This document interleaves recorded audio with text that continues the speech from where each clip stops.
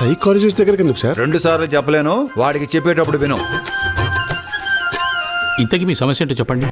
కురిసింది వాన నా గుండెలోన, నీ చూపులే జల్లుగా.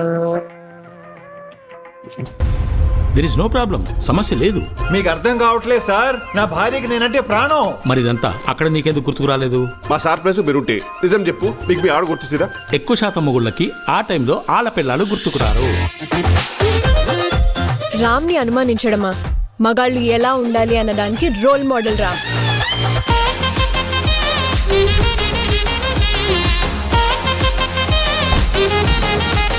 మన బావ కూడా స్పెయిన్ వెళ్ళి వచ్చాడు. అక్కడ ఎవరైనా కలిసి ఉండొచ్చు, ఏదైనా జరిగి ఉండొచ్చు.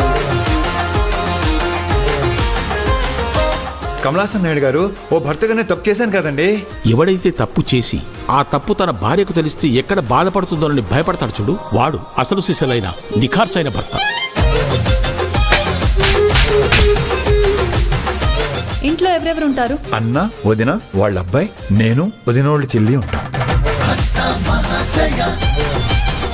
వైఫ్ ఉందని ఎందుకు చెప్పలేదు? వదినోళ్ళ చెల్లి అంటే నా వైఫేగా కాదా?